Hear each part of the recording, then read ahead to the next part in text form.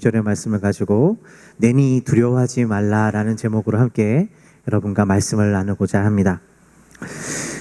핸드폰으로 우리가 성경을 볼 때 사용하는 데 쓰는 한 유명한 성경 어플리케이션 회사가 있습니다. 그 회사에서 2018년도 그 해에 가장 많은 사람들이 그 회사가 개발한 성경 앱을 통해 찾고 읽었던 성경 구절에 대한 조사 결과를 발표한 적이 있었습니다.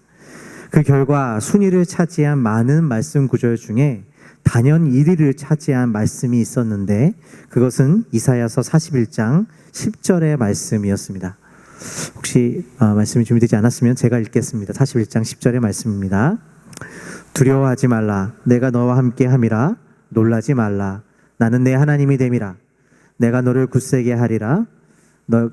참으로 너를 도와주리라. 참으로 나의 의로운 오른손으로 너를 붙들리라. 언제 읽어도 우리에게 참으로 위로가 되는 말씀이 아닐 수 없습니다.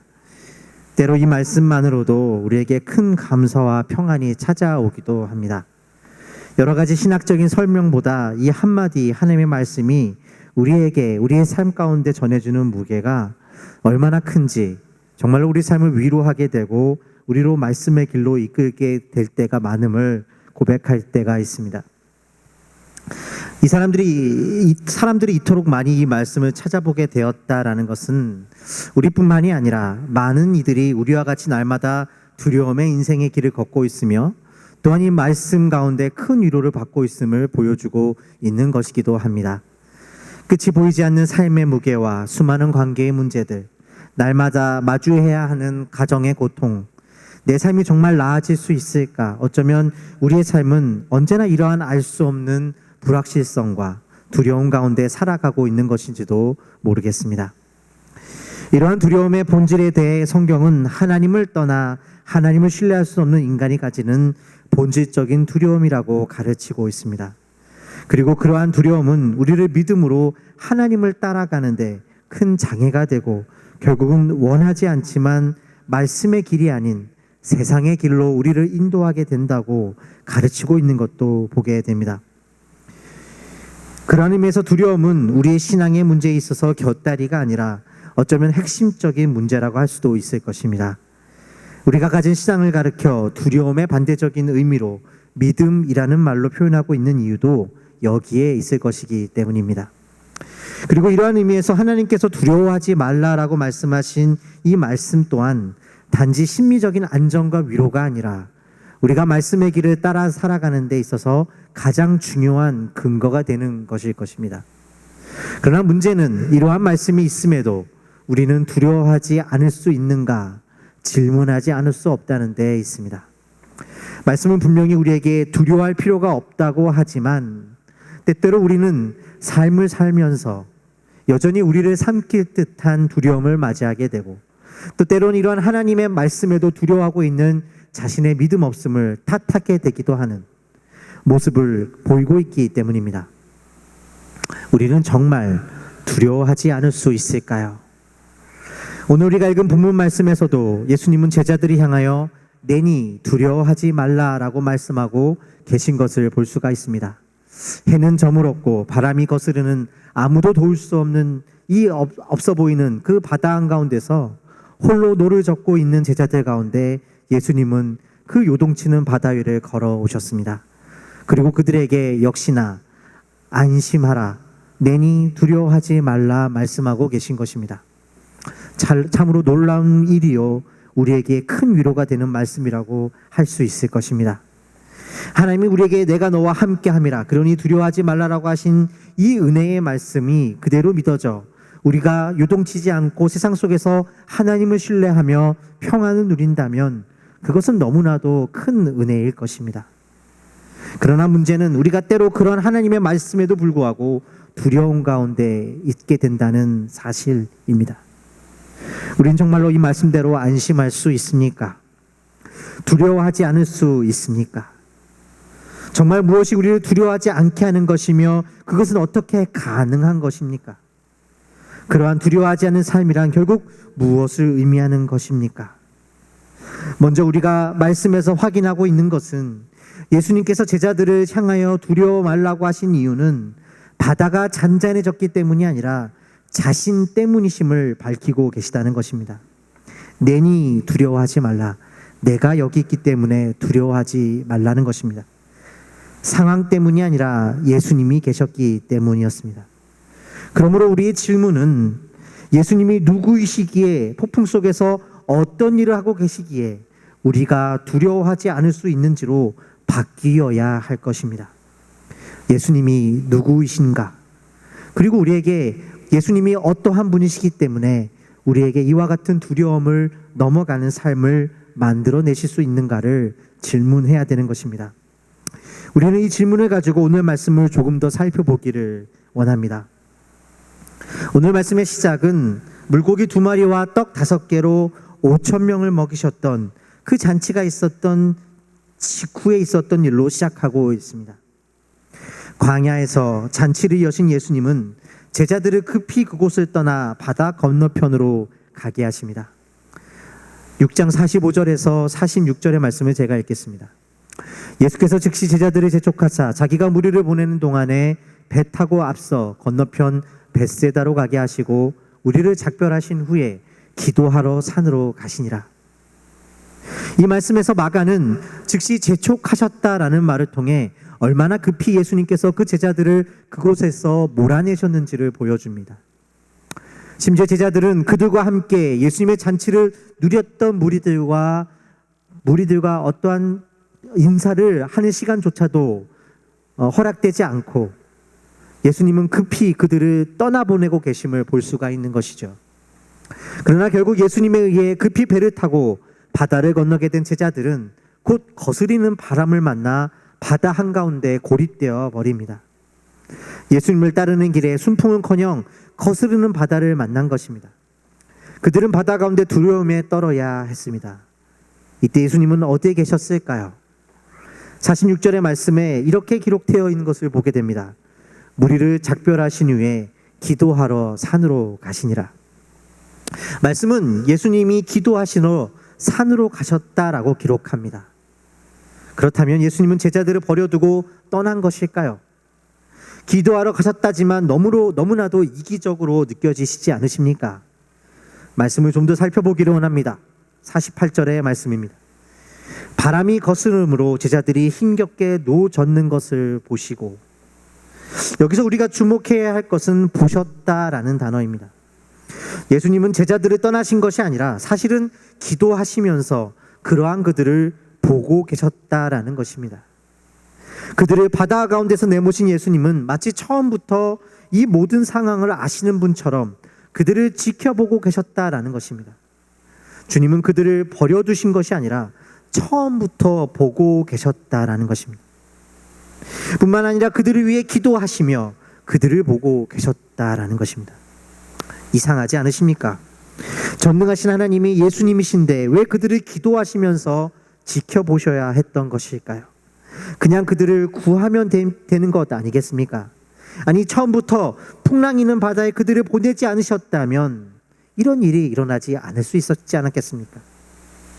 그런데 그 모든 것을 아시는 예수님께서 그들을 바다로 제자들만 보내셨고 지금 그것을 지켜보시면서 기도하고 계셨다라는 것입니다.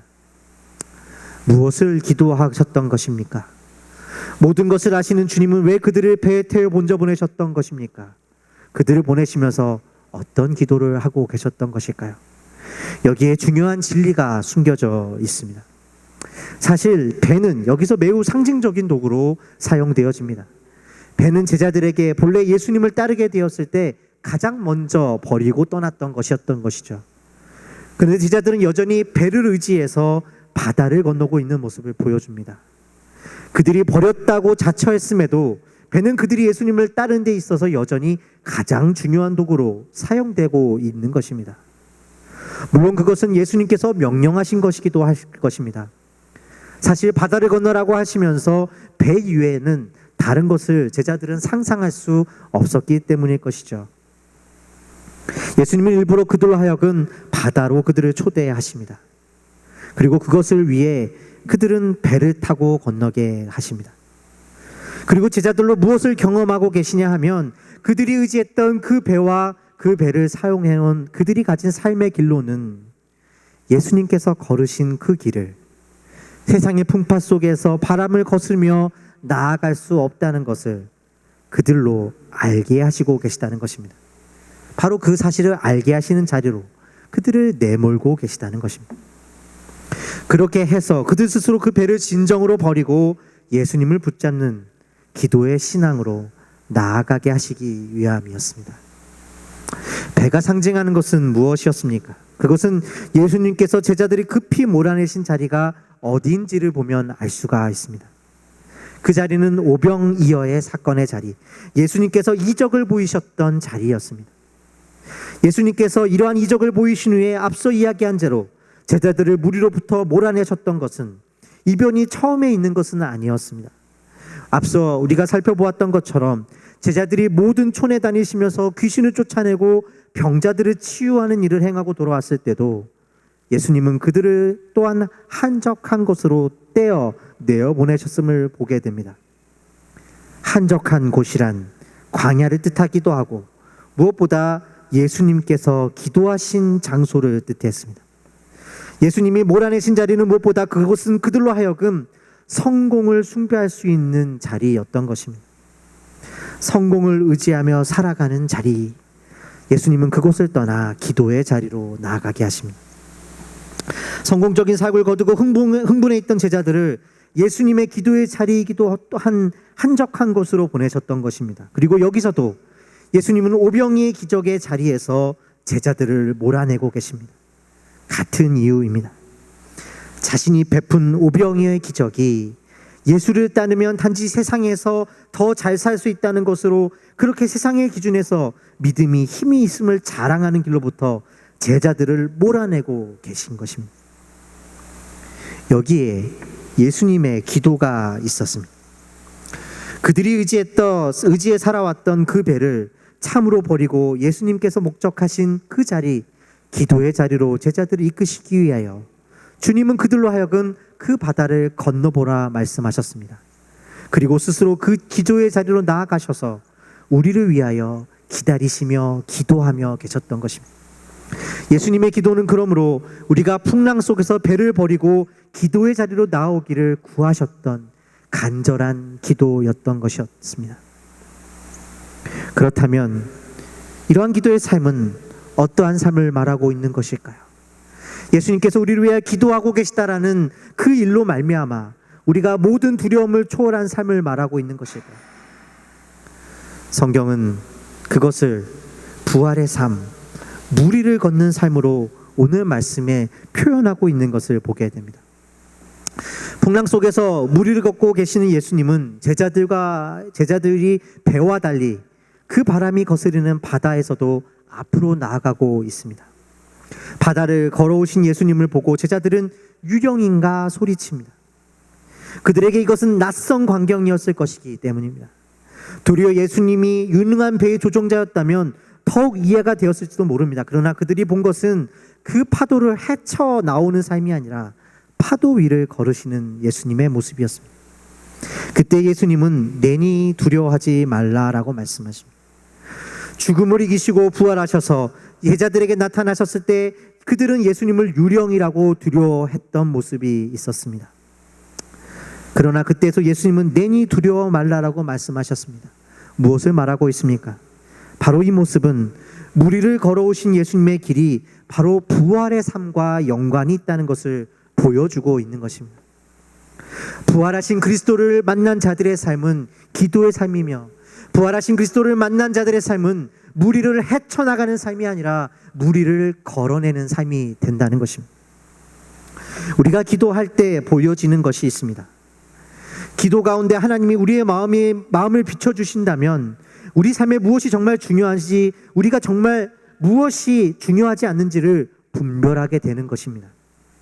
지금 그것을 당장 얻는다면 우리 삶의 모든 문제가 해결되고 행복할 수 있을 것이라고 믿기 때문에 모든 에너지를 쏟고 그것이 좌절되면 다 끝난 것 같은 그러한 삶 속에 주님은 우리를 기도의 삶으로 이끌어 가신다는 것입니다. 기도 속에서 우리는 그것이 다가 아니라는 사실을 알게 됩니다. 부활의 삶이 여기에 있습니다. 하나님만이 영원하시며 우리의 삶을 채우시는 분임을 알게 되기 때문입니다. 또한 기도는 우리 삶의 모든 삶이 결국 그분 안에 있다는 사실을 깨닫게 됩니다. 우리가 알고 있는 지식으로 이루어지는 것이 아닙니다. 그것을 알고 있다 해서 우리가 두려워하지 않게 된다는 것이 아닙니다.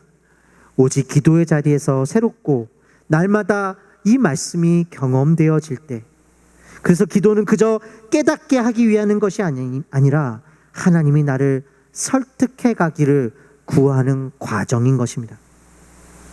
그렇게 두려움 속에서 주님을 의지하며 한 문제 한 문제, 한 걸음 한 걸음, 내가 가진 지식이 아니라 주님 앞에 나아가며 우리를 설득하시는 하나님의 말씀을 새롭게 할 때에 어느새 우리는 그 문제를 넘어 무리를 걷고 있는 우리를 발견하게 되는 것입니다.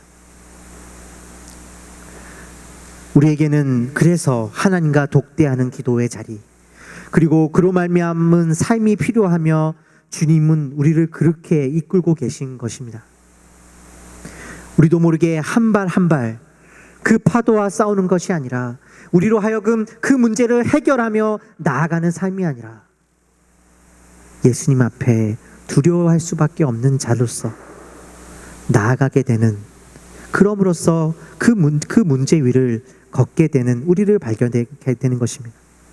문제를 다 넘어 두려워하지 않는 상태가 되는 것을 바라보는 것이 그 길이 아니라 예수님을 의지하는 길이 배를 버리고 바로 무리를 걷는 길이기 때문입니다. 제자들은 여전히 변하지 않고 절망스럽습니다. 그 일을 겪었음에도 계속해서 예수님을 의심하고 마가복음의 마지막에 이르러서도 부활하신 예수의 소식을 듣고도 믿지 못하는 모습을 보이기까지 합니다. 이것은 우리가 가진 신앙을 가진다고 해서 모든 것에 두려움이 없어져서 어떤 초월적인 존재가 된다는 것을 바라고 기다리는 것을 보여주는 것이 아님을 보여주는 것입니다.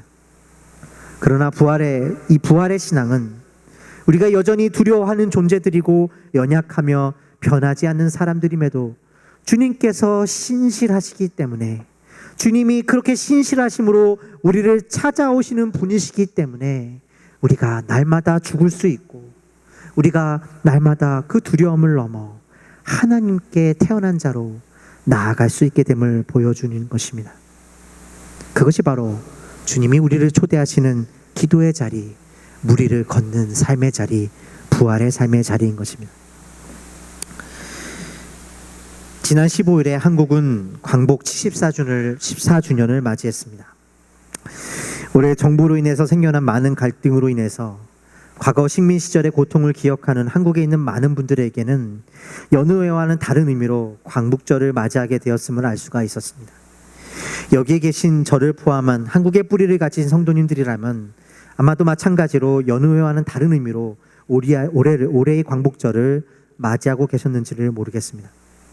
한국은 독립기념일을 광복, 즉 빛을 다시 찾았다라는 의미로 사용하고 있음을 볼 수가 있습니다. 그리스도인인 우리에게는 광복이 가진 의미가 단지 민족주의적인 개념을 넘어서서 더 큰 의미를 가질 수 있음을 시사하는 단어일 것입니다. 실제로 일제치하에서 많은 한국의 그리스도인들은 신앙인으로서 독립을 염원했고 싸웠음을 보게 됩니다. 일제치하에서 한국의 그리스도인들은 출애굽기에 나타난 이스라엘을 애굽으로부터 해방시키신 하나님의 이야기를 읽으며 조급의 독립을 꿈꿨습니다. 그러나 그러하기에 그들이 염원했던 독립이란 단지 물리적인 영토 회복과 정부 설립만을 의미하는 것은 아니었습니다. 왜냐하면 출애굽기의 이야기가 단지 애굽으로부터 물리적 독립만을 말하는 것은 아니었기 때문입니다. 그것은 애굽의 질서를 넘어서 영적인 독립, 하나님께서 다스리시는 나라, 연약하고 작지만 그들이 힘을 숭배하는 것이 아니라 하나님을 예배하며 열방 가운데 빛이 되는 그 나라의 백성됨에 대한 소망이었기 때문이었습니다. 비록 그들이 영토적이라는 독립하고 힘이 강하게 되었을지라도 만일 그들이 하나님을 떠났다면 또 다른 애굽이 될 수 있음을 성경은 계속해서 경고하고 있었기 때문입니다. 그리고 그러하기에 성경의 출애굽기는 이스라엘 백성들이 애굽을 나와 가나안 땅에 들어갔지만 그 끝을 미완성의 이야기로 결론을 맺고 있음을 볼 수가 있습니다. 출애굽은 단지 땅을 정복함으로 이루어지는 것이 아니라 주님이 다시 오실 때까지 날마다 우리 삶에서 이루어져야 하는 진행 중인 과정이라는 것을 보여주기 위함인 것입니다. 다시 말해 출애굽과 광복은 어떤 선언에서 이루어지는 것이 아니라 날마다 주님께서 우리 안에 주시는 그 말씀으로 인하여 우리 가운데 이루어지는 사건이며 과정이라는 것입니다. 그렇게 우리에게 광복은 단지 과거의 일이기도 하지만 바로 오늘 우리의 살아가는 정신이기도 합니다. 바로 우리의 선조들이, 우리 선조된 그리스도인들이 그와 같이 말씀을 읽었기 때문이었습니다. 그와 또한 이러한 광복의 의미는 우리 개인적으로 구원의 삶에 대한 많은 의미를 전달해 주기도 합니다. 그리스도인으로서 우리의 날마다의 삶 속에서 우리가 얻은 구원의 의미는 다시금 생각하는 의미가 여기에 숨겨져 있는 것입니다. 구원이 그리스도인으로 하여금 역사의 한 시간 가운데 일어난 일로 기억하게 하지만 동시에 말씀을 통해 그리스도 안에서 날마다 우리 가운데 역사함으로 우리 가운데 성령 가운데 있게 되는 그 일을 걷는 것과 같다는 것입니다. 여기에 구원이 있습니다. 바울은 이러한 구원을 다음과 같이 빌립보서 3장 10절과 12절의 말씀에서 이야기합니다. 내가 그리스도와 함께 그 부활의 권능과 그 고난의 참여함을 알고자 하여 그의 죽으심을 본받아 어떻게 해서든지 죽은 자 가운데서 부활에 이르려 하노니 내가 이미 얻었다 함도 아니요 온전히 이루었다 함도 아니라 오직 내가 그리스도 예수께 잡힌 바 된 그것을 잡으려고 달려가노라.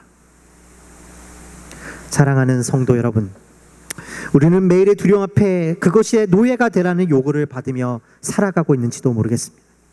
예수님은 연약한 믿음 가운데 두려움 속에 우리를 위해 지금도 기도하고 계신 분으로 그러나 우리에게 나타나십니다. 그리고 주님께서 기도하시는 주님이라는 것은 주님이 우리를 이 고단 가운데 두려움 속에 버려두고 계신 분이 아니라 우리를 보고 계시며 우리를 그 두려움과 싸워 나아가는, 그래서 그 두려움을 넘어 무리를 걷는 삶으로, 부활의 삶으로 나아오게 하심을 기다리는 것을 볼 수가 있는 것입니다. 우리는 세상이 주는 두려움과 싸워 이기라고, 그렇기 위해 좀 더 강력한 배를 타고 파도를 넘으라고 부름받지 않았습니다. 날마다 그 두려움 속에서도 예수님을 붙잡는 자리로 나아가라 부름받았음을 잊지 않으시기를 주님의 이름으로 부탁드리겠습니다. 이 길이 바로 예수와 함께 무리를 걷는 길입니다. 예수님이 우리를 이 길로 인도하고 계시며 지금도 기도하고 계십니다. 수많은 두려움과 고난 속에서 그러니 두려워하지 마십시오. 안심하십시오. 주님이 기도하고 계십니다. 그리고 우리를 그 기도 가운데 또 다른 기도의 자리, 부활의 자리로 이끌고 계십니다.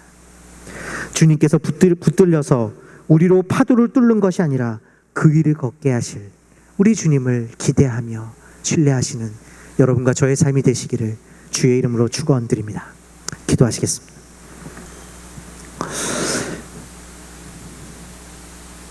살아계신 아버지 하나님,